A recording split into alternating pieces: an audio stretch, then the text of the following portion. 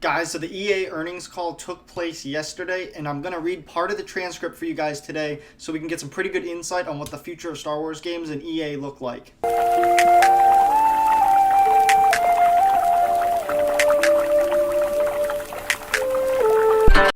Welcome back to the channel, everybody. My name's Ross, aka Deadringer. I'm the host of the Deadringer Plays channel. If you guys do enjoy this video, please be sure to drop a like, subscribe, and turn on that notification bell so you guys never miss an upload.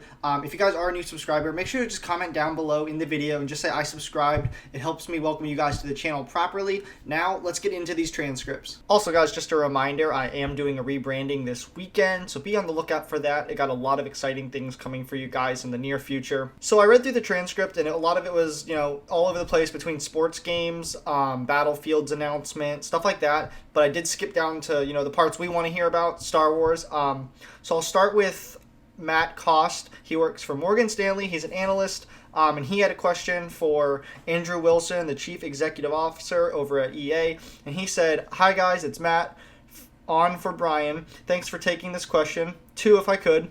So you guys put out a statement last month that you have multiple Star Wars games still in development. I'm just curious if you guys have an update on those franchises and what we should expect from 2023 forward." Now, to take a pause there, I did find that interesting that he said what we should expect from 2023 forward, because I did mention in a video last week about Star Wars Battlefront 3, I mentioned a possible release time frame, which would be Q4 of 2023. So, there's a correlation there. He's probably pulling that information from somewhere. So I think that's a pretty good time we can expect to see a Battlefront 3 game in the future.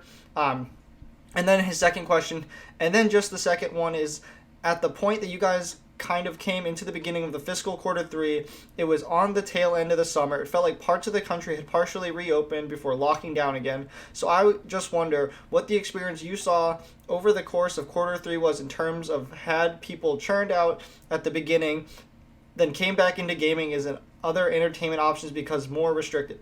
Or what did you see in use behavior over the course of the last quarter? And he said, "Thank you."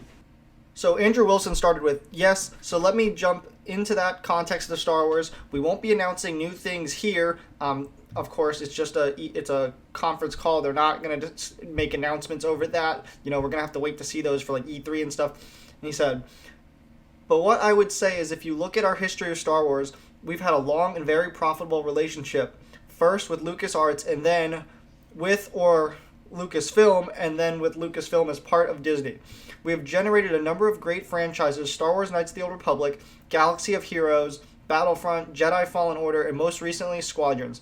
That represents over 3 billion life-to-date net bookings and 52 million games sold. And Galaxy of Heroes is a $1 billion franchise. As we've established the very strong part of the franchise, you should expect that we will continue to invest in those, as well as some of the new experiences across platforms for the future." With respect to engagement more broadly, I think that we've seen strong engagement throughout the last year. Blake and I have both relatively conservative, I think, as we look to the future at each moment in time, but we feel good about where engagement has been, and we now feel more confident that the increased engagement we've seen in our experiences is likely to continue on a go-forward basis. Blake and I don't know if you have any more to add to that. So that's, they got into that. They said they're not done with the franchise. They've invested so much into it. So I can strongly tell you guys that I think, we're going to see a lot more from EA in the near future. Definitely pushing towards that 2023 mark, because it's been referenced multiple times now. Andrew Wilson also continued on. He went into stuff about BioWare and, the Mass Effect announcement and the positive engagement they've seen with that, as well as Dragon Age 4. But I scrolled. I'm going to go down and just kind of start where he brings in the Star Wars stuff again. And he said, "We look forward to sharing more about what's coming from BioWare in the near future. And you will have just seen our Mass Effect Trilogy Legendary Edition announced that has had extraordinarily well received by BioWare fans. And so we're encouraged by what the studio will continue to deliver in terms of Star Wars. I don't think you should imagine that the fact that some other people will build Star Wars games is going to change our commitment to that IP or our ability to build the appropriate number of games. And as I said before, we've had a long partnership with Disney, both before an exclusive period that gave us a great opportunity to really establish some strong franchises like Battlefront, like Star Wars Galaxy of Heroes, like Jedi Fallen Order, and like Squadrons. You should expect us to continue to invest in our Star Wars relationship. It has been very profitable to this point, over $3 billion in net bookings, and we're excited by what we'll be able to do in the future. But you shouldn't read this as necessarily as us building the less titles. I think what you should take from us more broadly as a company is that we believe in our ability to execute and deliver great, high quality, deeply engaging content for our fans across both our sports business, our wholly owned IP business, and our licensed partnership business like the one we have with Star Wars. And we feel confident and comfortable that we're going to be able to deliver great games for the future.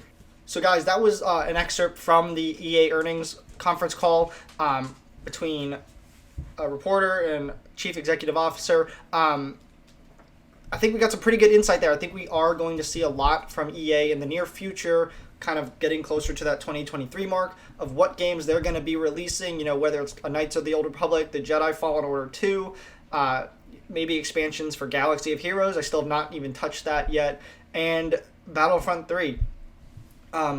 So let me know what you guys think. So hearing that news, it got me really excited. It means they're still dedicated to putting out the best quality Star Wars games, we could all expect and want and hope for.